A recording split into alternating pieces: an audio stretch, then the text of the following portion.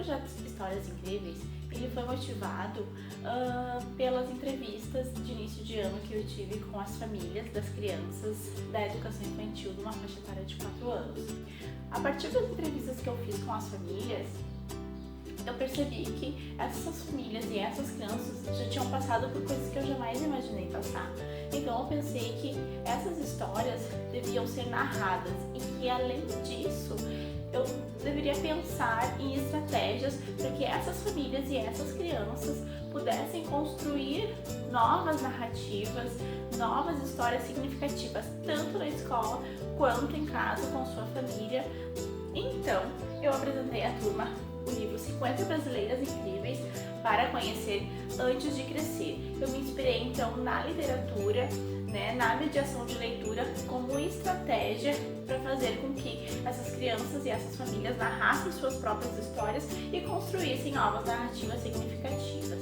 Então, por meio deste livro, a gente conheceu a história da Ada Rogato e a gente percebeu o quanto ela era incrível, por ser a primeira mulher a pilotar um avião no Brasil. E as famílias, então, também puderam conhecer a história dela por meio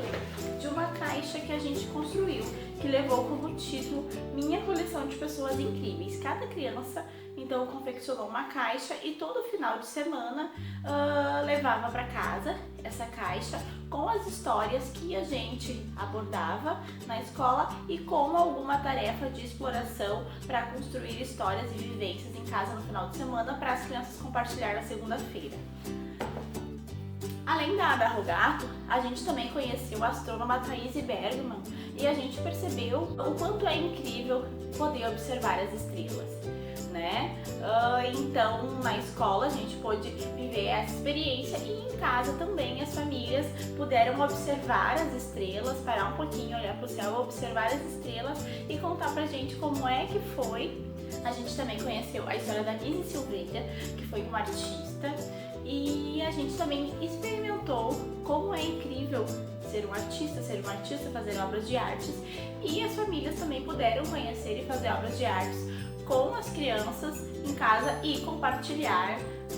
para elas compartilhar na escola por meio da caixa que viajava todo final de semana para as casas. A gente também conheceu a Maria Quitéria, que se vestia de homem para poder lutar na guerra, e a gente conversou sobre a questão da força, do empoderamento feminino, e também a gente problematizou a questão da força.